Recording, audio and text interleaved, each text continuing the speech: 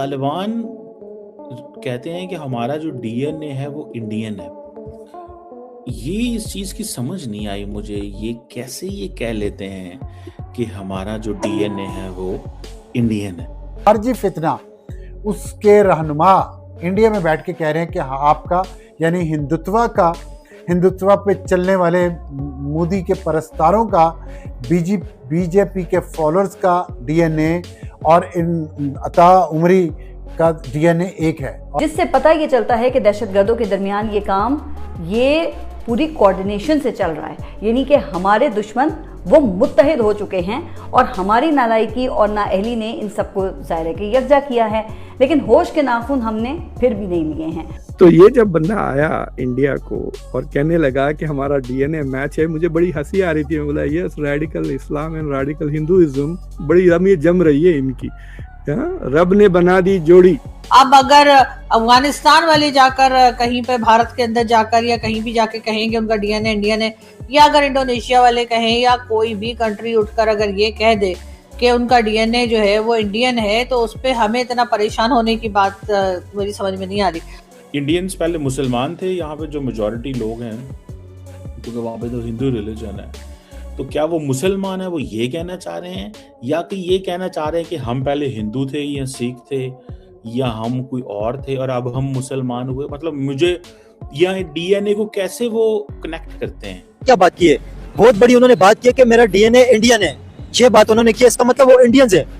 इतनी बड़ी उन्होंने बात की है, तो आप क्या समझते हैं इम्पोर्टेंस? इसका मतलब वो इंडिया को अहमियत दे रहे हैं, इम्पोर्टेंस दे रहे हैं। इसके पीछे क्या वजह है? इसके पीछे भाई वजह यही है कि बस कि इंडिया की इंपोर्ट एक्सपोर्ट सारा काम इंडिया से चल रहा है, इंडिया के ऊपर ही ये लोग डिपेंड किया हुआ है। आपने इसको देख लो, अपना अमेरिका को, वो भी इंडिया की सपोर्ट में ही है।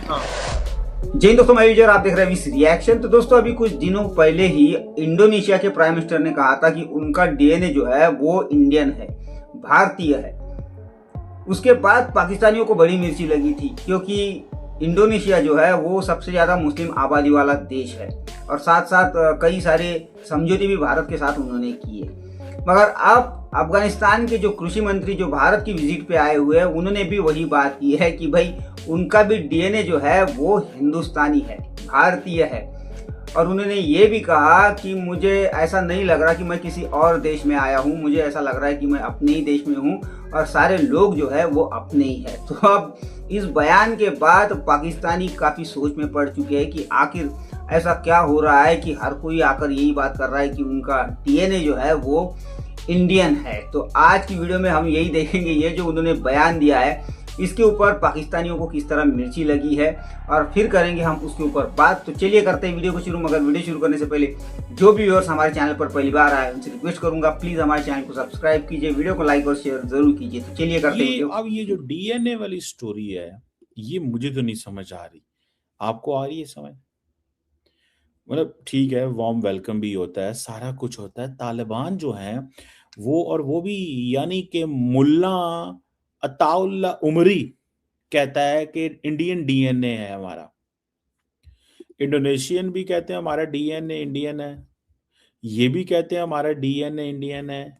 मतलब मुझे इंडियन डीएनए जो है उसकी जारी बात है एक कोई हिस्ट्री, मतलब कहना क्या चाहते हैं कि इंडियंस पहले मुसलमान थे, यहाँ पे जो मेजॉरिटी लोग हैं क्योंकि वहाँ पे तो हिंदू रिलीजन है, तो क्या वो मुसलमान है वो ये कहना चाह रहे हैं, या कि ये कहना चाह रहे हैं कि हम पहले हिंदू थे या सिख थे या हम कोई और थे और अब हम मुसलमान हुए? मतलब मुझे यहाँ डीएनए को कैसे वो कनेक्ट करते हैं? चीमा साहब जो है वो डीएनए को लेके बहुत परेशान है। मैंने पहले भी वीडियो बनाई थी और पहले भी कहा था कि जी ये परेशानी की वजह जो है समझ में नहीं आ रही। अब अगर अफगानिस्तान वाले जाकर कहीं पे भारत के अंदर जाकर या कहीं भी जाके कहेंगे उनका डीएनए इंडियन है, या अगर इंडोनेशिया वाले कहें या कोई भी कंट्री उठकर अगर ये कह दे कि उनका डीएनए जो है वो इंडियन है, तो उस पर हमें इतना परेशान होने की बात मेरी समझ में नहीं आ रही।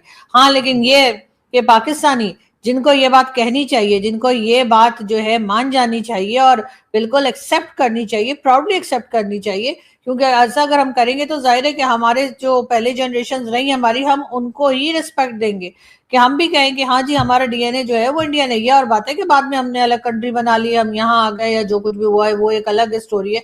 लेकिन डीएनए तो नहीं बदला जा सकता, तो डीएनए तो हमारा इंडियन ही है, लेकिन हम बार बार कहते हैं कि नहीं हमारा डीएनए तो तुर्क है, हम तो तुर्की हैं। कभी हम कहते हैं कि नहीं हम अरब की औलाद हैं, और अरब जो है वो हमें अरब मानने को तैयार नहीं है। जिनको फितना उल खवारिज पाकिस्तान में कहा जाता है, खारजी फितना, उसके रहनुमा इंडिया में बैठ के कह रहे हैं कि हाँ, आपका यानी हिंदुत्व पे चलने वाले मोदी के परस्तारों का, बीजेपी के फॉलोअर्स का डीएनए और इन अता उमरी का डीएनए एक है। और अता उमरी के साथ साथ हिब्बतुल्लाह अखवंद और दूसरे जो तालिबान रहनुमा हैं, उन सब का डीएनए एक है।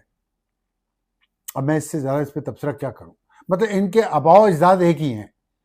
तो फिर आप सीधा सीधा अनाउंस करें कि आप भी इसी हिंदुत्व के नज़रिए पे चल रहे हैं। और फिर लेकिन दूसरी बात यह है कि अगर आप इनकी तरफ जाके देखें, इन खवारिज की तरफ, तो जस्टिफाइड है उनका इन हिंदुत्व के लोगों से भीख लेना, खैरात लेना, उसके नतीजे में मुसलमानों पे, पाकिस्तान पे हमला करना, मुसलमानों को शहीद करना, मुसलमान फौजियों की, पुलिस वालों की गर्दनें काट देना, उन गर्दनों से, सरों से फुटबॉल खेलना, ये बिल्कुल फिर दुरुस्त जा रही है। साउथ एशिया में एक ही रेडिकल इस्लाम है, वो तालिबान है, और वो बन गया है इंडिया का सबसे अच्छा and perhaps the only friend in south Asia. तो ये जब बंदा आया इंडिया को और कहने लगा कि हमारा डीएनए मैच है, मुझे बड़ी हंसी आ रही थी। मैं बोला yes, radical Islam and radical Hinduism बड़ी अमीर जम रही है इनकी। रब ने बना दी जोड़ी हिंदू नेशनलिज्म की और ये रेडिकल इस्लाम की, ये बिल्कुल एक जैसे हैं। वो तालिबान है, ये भी तालिबान।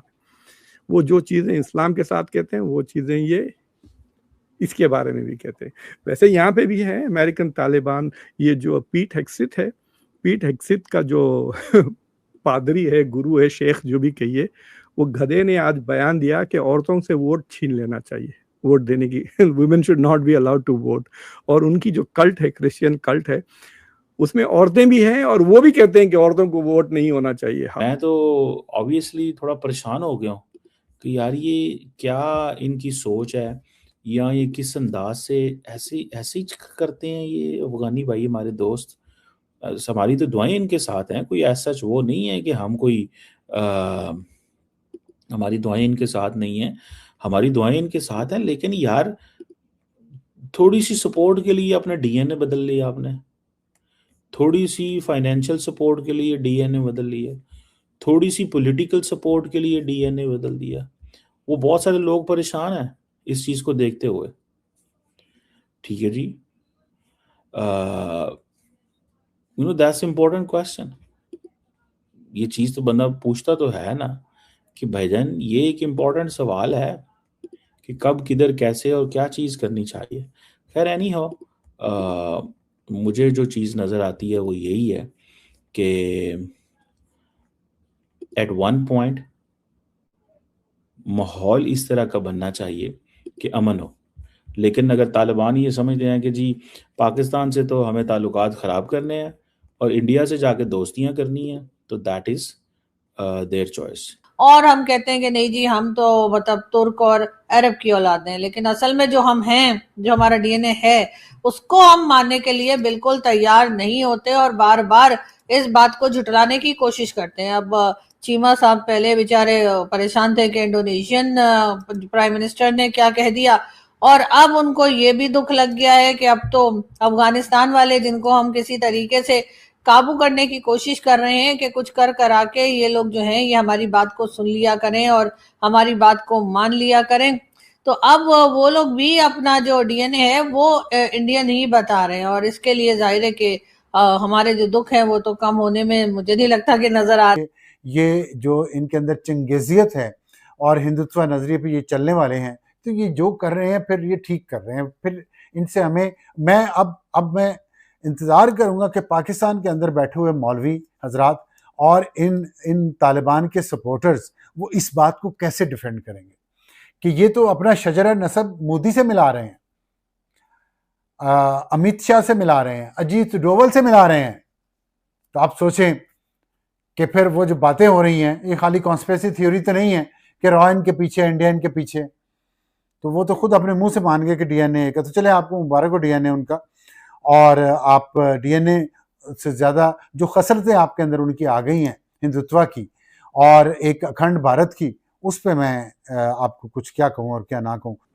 तो वो एक लफ्ज उर्दू और हिंदी में एक लफ्ज है जो चा ता या से बनता है, तो वो बना रहे हैं इंडियंस को। वो समझ रहे हैं कि हम कह देंगे कि हमारा भी डीएनए है, जैसा इंडोनेशिया से पूरा इंडिया में वायरल हो गया होगा ना ये स्टेटमेंट।